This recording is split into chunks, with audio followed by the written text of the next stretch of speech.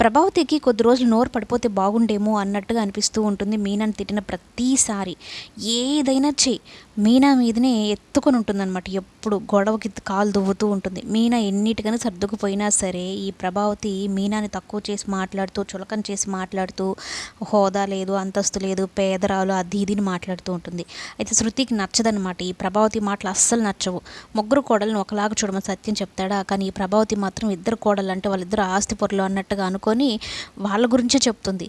ఇప్పుడు సుందరికి పెళ్ళవుతుంది కదా, వాళ్ళకి కావలసిన అత్తకి కామాక్షి పరిచయం చేస్తూ ఉంటుంది. ఇదిగో ప్రభావతి నా ఫ్రెండ్, నా బాగా కావాల్సిన ఆవిడ, ఆమెకి ముగ్గురు కోడలను పరిచయం చేస్తూ ఉంటే ఇద్దరు కోడల గురించి చెప్తుంది, కానీ ప్రభావతి మీనా గురించి చెప్పదనమాట. తక్కువ చేసి మాట్లాడుతూ ఉంటుంది. అయితే శృతి లెఫ్ట్ అండ్ రైట్ ఇచ్చేస్తుంది. బాలునే ఉండాల్సిన అవసరం లేదు అక్కడ, శృతి ఉన్నా చాలు ఈ ప్రభావతి పొగరు దించేస్తుంది అనమాట. అక్కడికక్కడ నలుగురిలో పరువు కూడా తీసి అవతల పడేస్తుంది.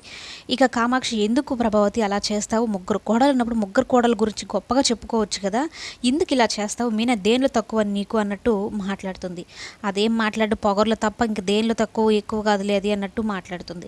సర్లే వీళ్ళ ఫ్యామిలీ గొడవలు మనకెందుకు అన్నట్టుగా ఆ సుందరి వాళ్ళ అత్త మామ కూడా వెళ్ళిపోతారనమాట. అయితే అక్కడి నుంచి బాలు గనక ఉంటే అక్కడ ఖచ్చితంగా ప్రభావతిని ఏదో ఒక శాపం పెట్టి నోరు పడిపోయేలాగా చేసుండేవాడు.